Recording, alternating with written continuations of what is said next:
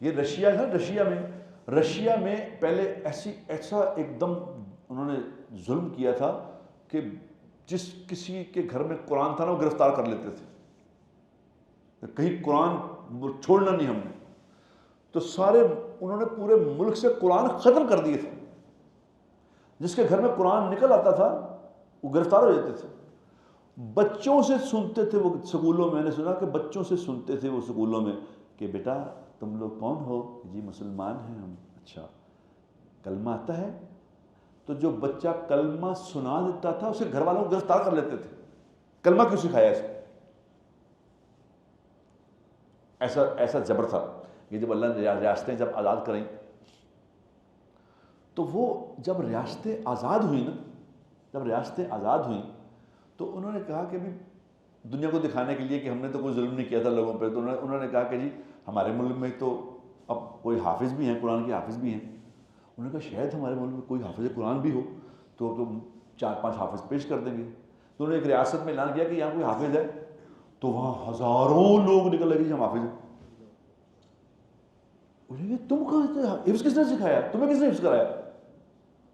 اور مجھے ایک مفتی صاحب مجھے بتا رہے تھے، اس نے کہا میں وہیں کا ہوں، میں نے خود کرغزستان میں میں نے ایسے حافظ دیکھے ہیں جو 3 دن میں قرآن شریف ختم کرتے ہیں. رمضان میں 10 سپارے پڑھتے ہیں رات کو، اور 3 دن میں قرآن ختم. یعنی ایسا نہیں پڑھتے، وہ تالا مندا ایسا نہیں، تالا مولا ایسا نہیں پڑھتے، سمجھا کے پڑھتے ہیں. عشاء پہ شروع کرتے ہیں، سحری پہ ختم کرتے ہیں 10 سپارے روزانہ. اور کہتے ہیں خدا کی قسم ایک غلطی نہیں آتی.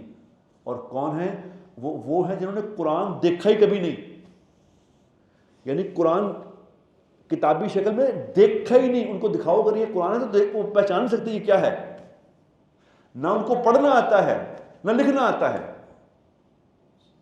کیونکہ میں نے کہا یہ تم نے حفظ کیسے کیا؟ اس نے کہا جب یہ پابندی تھی نا، یہاں پابندی تھی، تو یہ ہمارے استاد صاحب ہوتے تھے جو مختلف مفتی صاحبان استاد تھے، وہ ہمیں بکریاں چرانے کے لیے لے جایا کرتے تھے جنگلوں میں.